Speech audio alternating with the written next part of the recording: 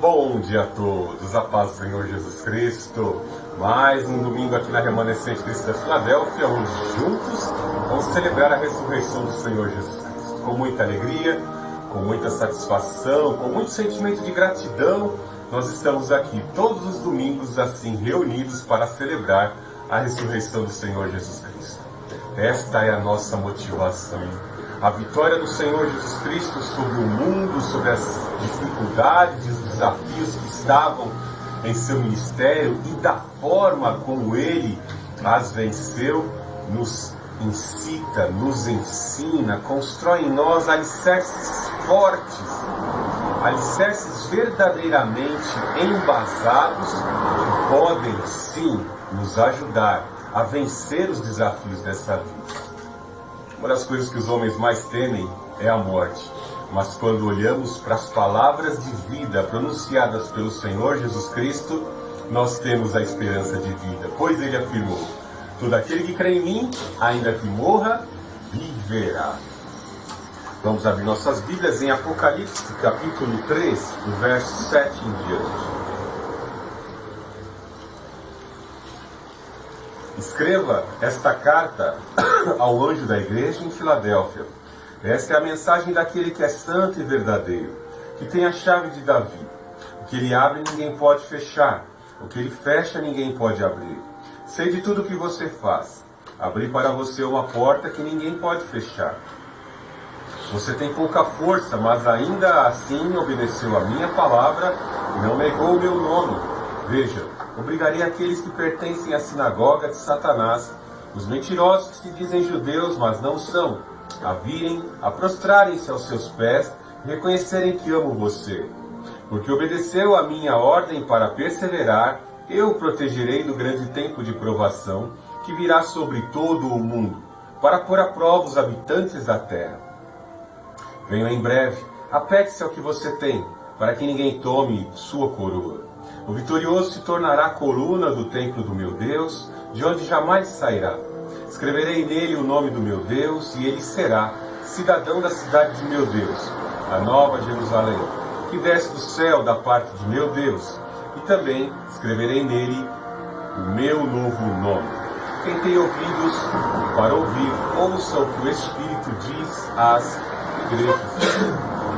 Uma coisa bem certa, quando a provação chega de forma inesperada, as pessoas muitas vezes não sabem o que fazer. Quão terrível é a pessoa se abster de ler a palavra de Deus e os acontecimentos começam a acontecer ao derredor da pessoa, na sociedade, e de certa forma se implicam até na própria nação, e as pessoas estão desatentas.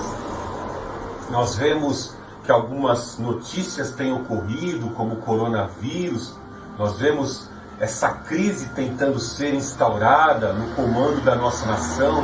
Estão tentando a todo custo três poderes e até mesmo o quarto poder, que é a mídia informativa, ou melhor dizendo, a mídia desorientadora, tentando tirar o nosso presidente do poder. Nós nunca tivemos um presidente cristão conservador. E se eu fosse você, eu passaria a valorizar o que nós temos em mãos hoje, para que um outro presidente ateísta não tome o lugar da nossa nação. Portanto, valorize o que nós temos em mão. Assim como nós temos que valorizar a salvação que nós temos no Senhor Jesus Cristo, nós temos que valorizar aquilo que temos. Porque quão terrível é só descobrirmos o valor agregado quando perdemos, quando foi por água abaixo. Quando uma palavra forte acabou por fechar a porta de algo que caiu no seu colo como bênção de Deus, e você, por estar tão desapercebido, não percebeu. Então é muito importante estarmos atentos aos acontecimentos que estão ao nosso derredor. Eu tive uma experiência terribilíssima, mas ao mesmo tempo no final foi confortável, porque Deus me ensinou muitas coisas no último carnaval.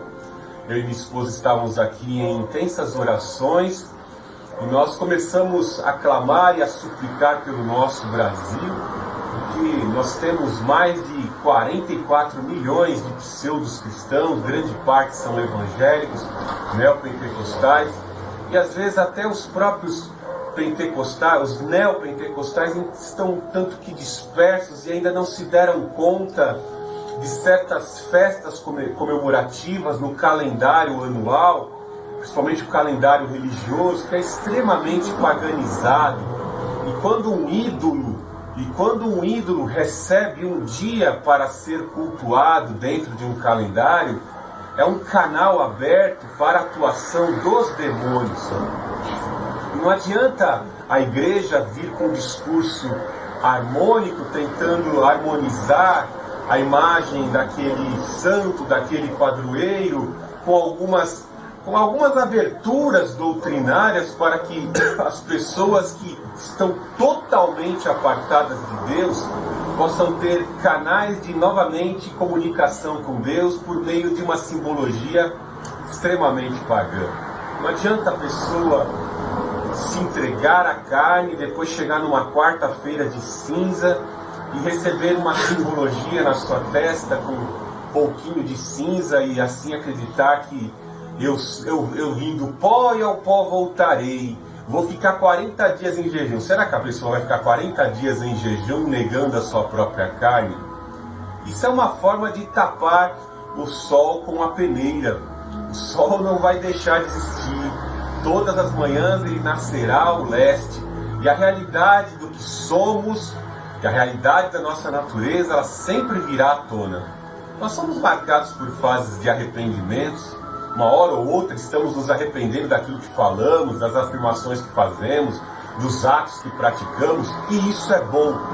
Mas quão terrível é a pessoa sentir às vezes um pequeno remorso, mas não um arrependimento verdadeiro que leva à contrição e ao mesmo tempo leva a uma verdadeira adoração, a uma comunhão com o verdadeiro Deus que é santo. Sede santo como eu sou santo. Então não se engane, porque a religiosidade e muitas vezes essa capa de filantropia que muitos vestem para, de certa forma, poder praticarem aquilo que bem querem fazer, não os justificará em hipótese alguma. A palavra de Deus é bem clara em dizer, e eu não vou enganar você, ninguém será justificado por boas obras da lei, pelas boas obras da lei. Nem o judeu que tinha a lei mosaica, o decálogo em mãos, e nem qualquer gentil, pseudo-católico, pseudo-cristão ou pseudo-protestante que fizer boas obras para tentar se justificar. Porque senão haveriam atalhos além do cristianismo para a salvação, como na maçonaria, como no espiritismo, ou em diversas seitas filantrópicas que fazem boas obras com o intuito de encontrar na outra encarnação ou em outro estágio espiritual uma elevação acima das outras pessoas. Creia que a existência do homem é uma só. Você não vai voltar aqui para encarnar.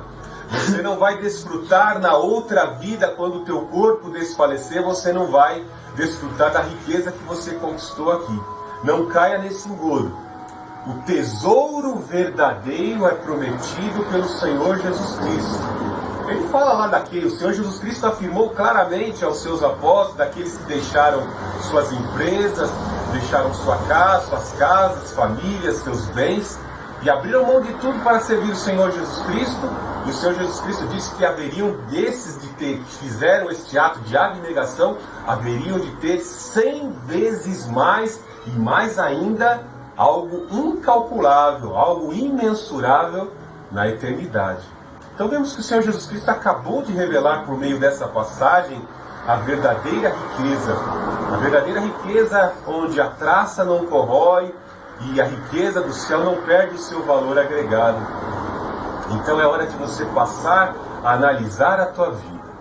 Quantos não nos assistem nessa manhã e estão tanto que desorientados, talvez até frustrados com igrejas? Talvez você encontre nessa manhã acometido pela alguma enfermidade. Talvez você se encontre nessa manhã acometido porque sofreu uma injustiça. Nós vemos que a palavra de Deus, por mais que você não possa ver, ela mostra por meio dos salmos, ela promete por meio dos profetas, de que um Goel, um vingador, Goel no hebraico é o vingador de sangue, é aquele que efetua, perdão, é aquele que efetua a justiça.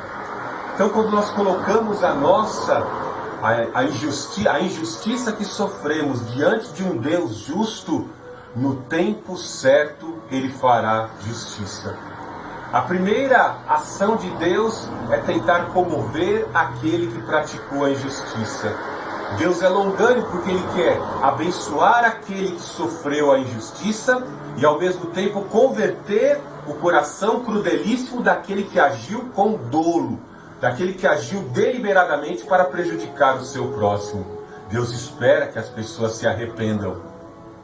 Mas quando o Senhor, na sua onisciência, percebe e detecta que aquela pessoa não vai se arrepender, o Senhor virá como um grande Goel, como um grande vingador de sangue para desferir o juízo. E foi assim, não foi? Os fariseus, os saduceus que conspiraram contra o Senhor Jesus Cristo, eles mesmos abriram as suas bocas diante do plebiscito de Pilatos, que caia sobre nós e os nossos filhos o sangue desse justo. Quão terrível foram essas palavras de juízo, pois as próprias palavras os condenaram. No ano 70, ao terrível cerco que durou 3 anos e meio em Jerusalém, cerca de 3 anos e meio em Jerusalém, que se iniciou com o imperador, o general Vespasiano, que teve que interromper a sua incursão contra Jerusalém, para depois colocar esta terrível incursão de 3 anos e meio contra Jerusalém nas mãos do seu filho Tito. Durante 3 anos e meio, a cidade de Jerusalém foi sitiada pelos romanos. E quão terrível foi o juízo e a consequência daquelas palavras dos judeus que disseram: caia sobre nós e sobre os nossos filhos, o sangue deste justo. Eles reconheceram que não havia pecado algum no Senhor Jesus Cristo, mas mesmo assim o incitaram e manipularam, distorceram as leis e levaram o Senhor Jesus à crucificação. Naquela época, durante 3 anos e meio, a cidade sitiada, não entrava recursos na cidade, as próprias mães tiveram que praticar atos de canibalismo devido à fome. As aves, os abutres, os corvos, assim sobrevoavam a cidade à espera da carniça, esperando os corpos desfalecidos ali para poderem estar devorando. A cidade começou a cheirar mal. E quando Tito percebeu, o imperador Tito, o general Tito percebeu que a cidade já não poderia mais apresentar resistência alguma, ele tomou a cidade, destruiu os muros, saqueou todo o resto do ouro, destruiu o templo e houve o juízo. Então, antes que seja tarde demais, colete esse exemplo da história, da palavra de Deus que se cumpriu. Aqui neste templo não sobrará pedra sobre pedra. A profecia se cumpriu exatamente. O sangue do justo Senhor Jesus Cristo assim foi vindicado pelo Deus Altíssimo. O Pai vindicou o Filho pelas injustiças conferidas ao Filho e destruiu seu próprio povo. Pedro fala que a prova de fogo há de se começar pela casa de Deus para separar o justo do injusto, o que serve a Deus daquele que não serve a Deus. Comece a analisar as palavras que saem da tua boca. Comece a sondar uma introspecção de você mesmo, com você mesmo, daquilo que permeia muitas vezes a tua consciência, a tua mente. Comece a liberar perdão, assim como o Senhor Jesus Cristo perdoa você. E comece a caminhar sensível à vontade do Espírito Santo para a tua vida. Isso é o mais importante, nós refletirmos nesta manhã uma vida de harmonia com o Senhor Jesus Cristo. Por que eu falo isso? Porque a sua vinda será inesperada e não convém a ninguém da remanescente cristã Filadélfia, a ninguém dentre os cristãos, os que se dizem cristãos, serem condenados por palavras, por ressentimentos e por pensamentos deliberados de vingança num tempo determinado. A hora de se arrepender é agora. Senhor Jesus Cristo, nós te amamos, nós te adoramos, nós te engrandecemos, nós glorificamos o teu nome. Tu és o nosso Deus Altíssimo, tu és, ó Santo Espírito, o nosso cuidador. Tu és aquele que, por meio das palavras que foram faladas, entraram em nosso coração, e essas palavras vão produzir a intenção e o propósito de Deus, que é de vivermos uma vida penitente, uma vida de arrependimento constante, de reconhecimento da nossa natureza que tem propensão ao mal. Senhor Jesus Cristo, eu te clamo, abençoe a remanescente cristã Filadélfia. Apague com o poder do teu sangue as nossas mágoas, os nossos ressentimentos. Em nome do Senhor Jesus Cristo, Pai, nós nos colocamos na tua presença. Perdoe os nossos pecados, perdoe as nossas falhas. Em nome do Senhor Jesus Cristo, nos dá a alegria da salvação em Cristo Jesus. Nos dá o mesmo sentimento do Senhor Jesus Cristo, que proferiu na cruz do Calvário, em seu ministério sacerdotal. Pai, perdoe-os, porque eles não sabem o que fazem. Em nome do Senhor Jesus, Pai, nós também colocamos diante de Ti toda a injustiça sofrida, todo o mal premeditado que as pessoas nos fizeram, nos causaram tristeza, perda, dano financeiro, dano moral, dano espiritual, dano na vida matrimonial. Em nome do Senhor Jesus Cristo, pelo poder do Espírito Santo, vai apagando, Pai Santo, com o poder do teu sangue, vai apaziguando a ira, vai acalmando o nosso ser. Tu és o nosso advogado consolador, tu és o nosso advogado que está sentado à destra do Deus Altíssimo. Toma as nossas causas, Pai. Nós confiamos em Ti, porque sabemos que no tempo certo o Senhor efetuará a sua justiça. E assim, Pai, o nosso coração se alegra, se aquieta na paz que o Teu Espírito, o Espírito Todo-Poderoso, está atuando sobre as nossas vidas. E assim nós glorificamos o Pai, nós glorificamos o Filho, nós glorificamos o Santo Espírito. Que Deus abençoe a tua vida grandemente nesta manhã de domingo. Adore, celebre, exalte, engrandeça ao Senhor Jesus Cristo, o nosso Rei, o nosso Inspirador, ressuscitou dentre os mortos. Glórias ao Senhor Jesus Cristo.